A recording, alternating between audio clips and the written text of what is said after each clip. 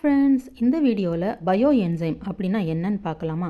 இந்த உலகத்தில் நம்மளை சுற்றி ஏகப்பட்ட பாக்டீரியாஸ், மைக்ரோப்ஸ் எல்லாம் இருக்குது. அது எல்லாமே நமக்கு கெட்டது செய்யும்னு சொல்ல முடியாது. நமக்கு நல்லது செய்கிற மைக்ரோப்ஸ், பாக்டீரியாஸும் நிறையாவே இருக்குது. ஸோ அந்த பாக்டீரியாஸ்க்கு ஃபுட் கொடுத்து அதனுடைய எக்ஸ்க்ரீஷனை வந்து தான் நம்ம பயோ என்சைம்னு சொல்கிறோம்.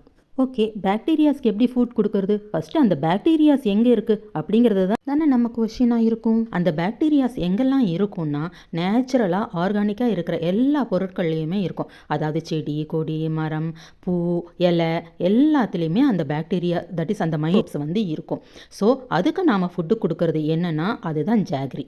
ஸோ ஜாகரி, சிட்ரஸ் பீல்ஸ், அப்புறம் தண்ணி, இது மூணுத்தையும் மிக்ஸ் பண்ணி வைக்கும் போது அந்த சிட்ரஸ் பீல்ஸில் இருக்கிற மைக்ரோப்ஸ் வந்து இந்த ஜாகரியை சாப்பிட்டு ஒரு விதமான என்சைமை ரிலீஸ் பண்ணும். அதுதான் பயோ என்சைம்னு சொல்கிறோம். அந்த என்சைம் வந்து லைவாக இருக்கிறதுனால அதுக்கு பேர் பயோ என்சைம்னு சொல்கிறோம். அதை வந்து 3 months வந்து நல்லா ஃபெர்மெண்டேஷன் ஆக விட்டனா நமக்கு ஒரு நல்ல ஒரு கோல்டன் லிக்விட் கிடைக்கும். அது வந்து எல்லாத்தையும் க்ளீன் பண்ணும். அதாவது பயோ என்சைம் எதெல்லாம் க்ளீன் பண்ணும் அப்படிங்கிற கேள்விக்கு ஒரே ஆன்சர், ஒரே கொஸ்டின் தான் ஆன்சர் ஆகும். பயோ என்சைம் எதெல்லாம் க்ளீன் பண்ணாது அப்படிங்கிறது தான். ஸோ அந்த அளவுக்கு பயோ என்சைம் வந்து எல்லாமே க்ளீன் பண்ணும் ஃப்ரெண்ட்ஸ். தேங்க்யூ.